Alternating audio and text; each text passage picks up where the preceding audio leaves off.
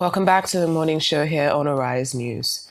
It has been a week of sorrow and anguish for many families across Nigeria, with the focus still firmly on how the people of Woro in Kwara State, north central Nigeria, are dealing with the aftermath of losing more than 170 persons to a dastardly jihadist attack.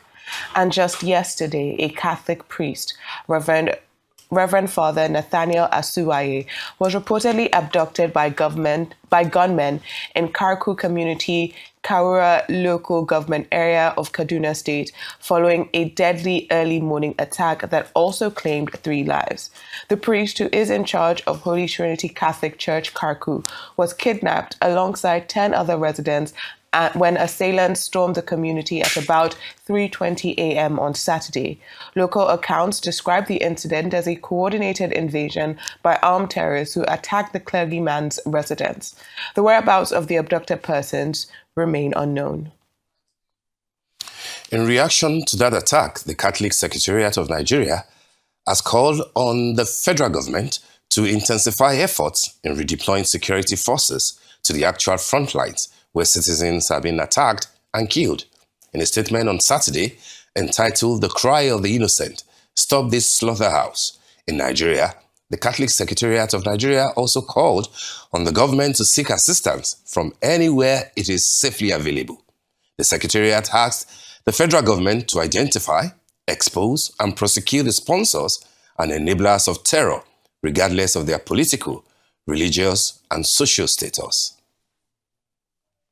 That's a strong statement there from the Catholic Church of Nigeria, saying that it is not enough to express grief and condolences, Yes. that you will need to go after the terrorists and their sponsors and backers and collaborators before Nigerians can begin to say that, the government is working.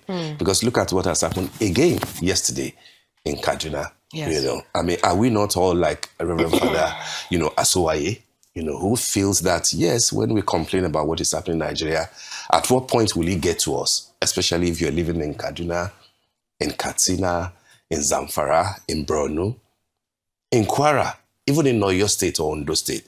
So basically, we're all like Reverend Father Asuwaye, and everybody is on the edge, thinking, when will I be the next? And what will the government do when it gets to my turn?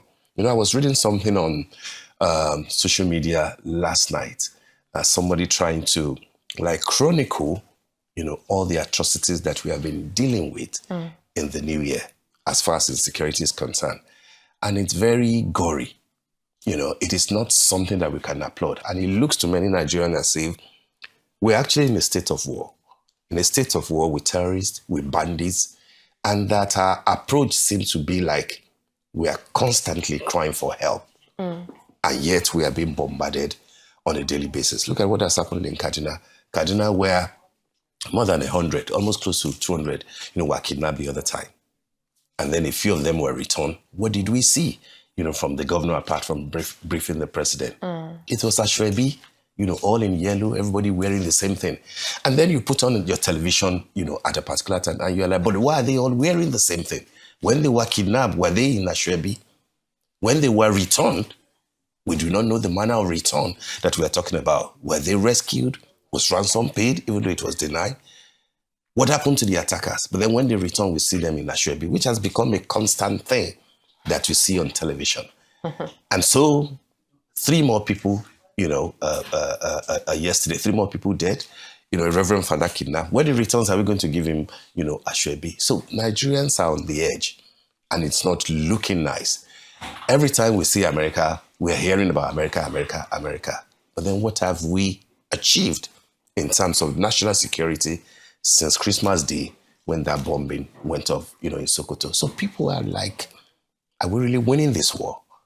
Or are we just, sugarcoating how bad the situation is in our country? You know, this situation, it actually makes me emotional, and Understandably. I feel sometimes people feel that, oh, maybe you can get used to it. You can never get used to the atrocities. You can never get used to the loss of life. Just yesterday, we saw a 100-year-old woman who said that she's the only member of her family left that had not been kidnapped or killed in war. Just yesterday, in Kwara State, in Warren, Kwara State, that's a woman who has been alive for nearly a century, at least around a century. You know, we're being told she's 100 years old. All her family members, generations of her family, every single one of them that lived in that same house with her has either been killed or kidnapped. And when we talk about the trauma that we're entrenching in society with this incessant killing, incessant kidnapping, what we have had is failure to act and failure to prevent by successive governments. What we have had is that we have created an environment where it is now commercially viable to be a kidnapper and a bandit. We have created a kidnapping industrial complex where it is a capital intensive endeavor where they make money from this, they profit from terrorizing communities. We have allowed ungovernable or ungoverned state spaces to become ungovernable because of a failure in the lack of our local government. And when you allow for that's when you then have communities paying terrorists, essentially taxing them.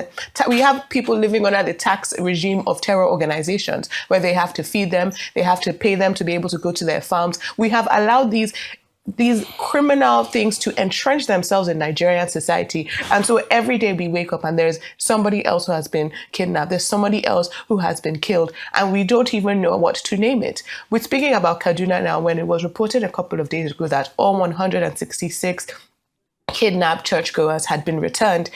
The Christian Association of Nigeria said it was due to the power of prayer, and they also thanked the military. We need to be very serious about this. How do you say 166 people, 177 were kidnapped, 11 were able to escape?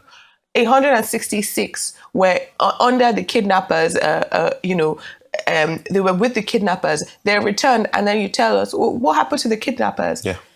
If you pay a ransom, what do they use that ransom to buy? Is it not more arms? Is it not more to get ready for the next strike? To get ready. When you create an economy, we've created an economy where it is profitable for you to be a terrorist and a bandit. It is more profitable than being a farmer and being somebody who's going about your daily life. Absolutely. And you create a system that, okay, now, what do you do when you what do you signal to other terrorists and bandits who are hanging in the forest when they see that if they kidnap a whole bunch of people, they don't get paraded, they don't get killed, they get money? Absolutely. Allegedly. Yeah. The people are returned. So we have created this system. We have created a system within our country that is absolutely abhorrent, and it's emotional. I always tell people that there is no becoming desensitized to this. I have to allow myself be upset about this, to weep for Nigeria, because it doesn't seem as though we are, as you said, as though we are going anywhere. It seems that we are reacting because we are fighting wars on many battles, whether it's in banditry, whether it's those who want to secede from the nation, whether it's Islamic or jihadist terrorism, whether it's community clashes or farmer-herder clashes, whatever you want to call it. We are fighting so many battles on so many different fronts. And we keep looking to our military, and I will always remind Nigerians this: it is because our police have failed. They have absolutely failed. I mean, it's sad, you know. It was Ngugi wa Thiong'o years ago that wrote that beautiful book, Weep Not Child. You know? And when you recounted the story of that 100-year-old woman, are we going to say to her, weep not, mama? She's weeping.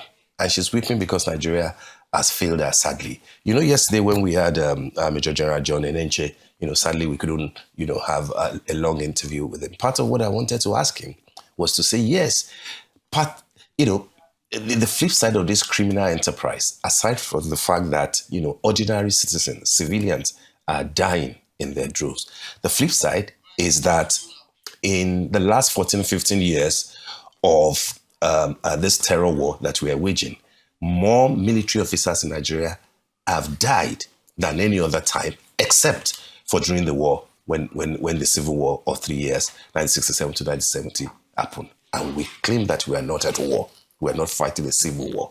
But then the war that we've been fighting in the last 15 years has claimed the lives of officers more than at any other time than during the war. It's such a sad thing, and I do hope that our country can overcome.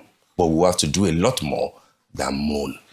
We have to, and those in charge, they really have to do something serious, because it can't be a daily occurrence. It can't be. People can't lose their children, their wives, their husbands, their grandmothers. We cannot continue like this.